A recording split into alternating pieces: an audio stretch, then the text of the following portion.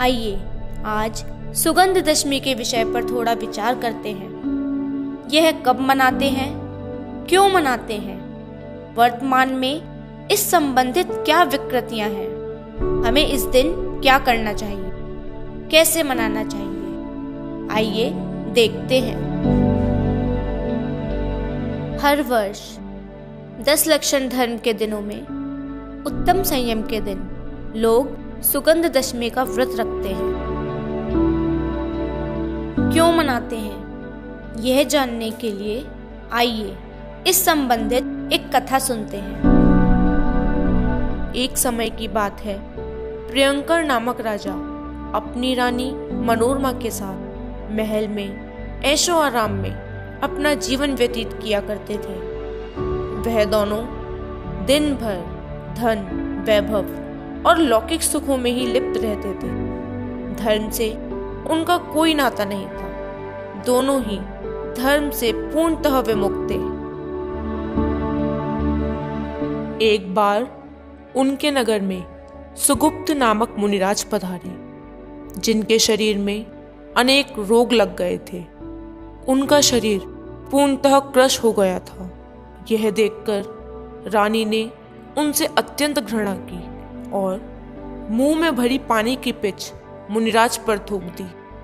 तभी अपना अंतराय जान बिना आहार ग्रहण किए मुनिराज वन की ओर गमन कर गए। कर्मों की विचित्र लीला का विचार कर मुनिराज ध्यानमग्न हो गए और अपने इस दुष्कृत के कारण रानी मरकर गधी हुई, फिर सूखरी हुई, फिर कुकरी हुई। ऐसे ही त्रियंज गति में भ्रमण करते करते किसी महान पुण्य के उदय के कारण वसंत तिलिका नगर में राजा विजयसेन और रानी चित्रलेखा के यहाँ दुर्गंधा नामक पुत्री हुई। इसके शरीर से अत्यंत दुर्गंध आती थी। एक दिन उसी नगर के वन में सागरसेन नाम के मुनिराज अपने चतुर्विद संग सहित पधारे।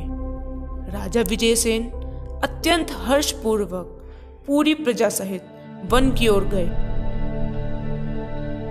और मार्मिक उपदेश सुनकर व्रताधिक धारण किए।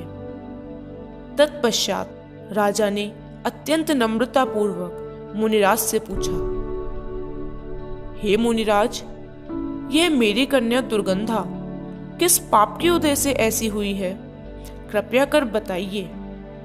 तब मुनिराज ने पूर्व भवों का पूरा वृतांत कह सुनाया। तब राजा पूछते हैं, इस पाप से छूटने का क्या उपाय है? तब मुनिराज कहते हैं, हे राजन, समस्त धर्मों का मूल सम्यक दर्शन है। सच्चे देव, शास्त्र, गुरु की आराधना पूर्वक 5 अनुव्रतों का पालन करो, जीवन धर्म कार्यों में व्यतीत करो। सम्यक दर्शन ही समस्त पापों से बचने का एकमात्र उपाय है। तब दुर्गंधा ने मन वचन काय पूर्वक सम्यक दर्शन पूर्वक अनुव्रतों का पालन किया। तभी से यह व्रत प्रचलित हुआ। उत्तम संयम को धारण कर आगामी भवों में स्त्री पर्याय को भी छेद कर दुर्गंधा ने मुक्ति की प्राप्ति की।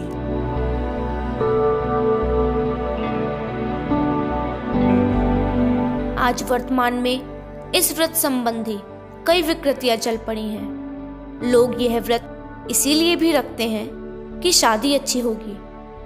कई लोग मानते हैं कि सिर्फ शादीशुदा व्यक्तियों को ही यह व्रत रखना चाहिए। कईयों का मानना है कि कुंवारे व्यक्ति को ही यह व्रत रखना चाहिए। जाने अनजाने में लोगों ने इसे शादी से जोड़ दिया है। कई लोग तो तन की सुंदरता के लिए यह व्रत रखते हैं। वर्तमान में इसके नाम में भी विकृति आई है।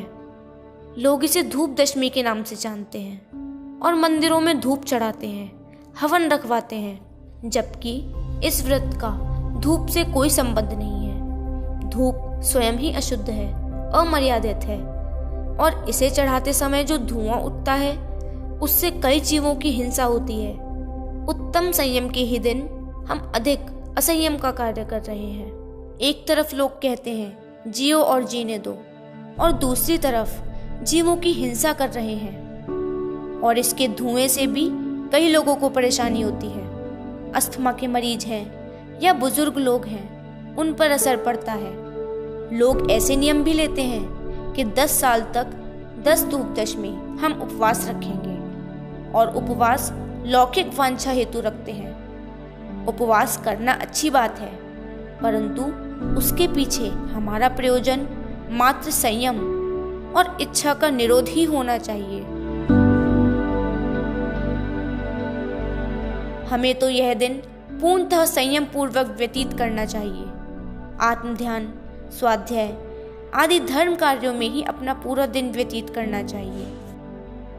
वास्तव में सम्यक दर्शन, ज्ञान, चारित्र द्वारा 10 धर्ममय सुगंध हमारे जीवन में फैले, हमारी आत्मा उससे सुरभित होकर जन्म मरण दुखों से छूटे, यही इस व्रत की सार्थकता है।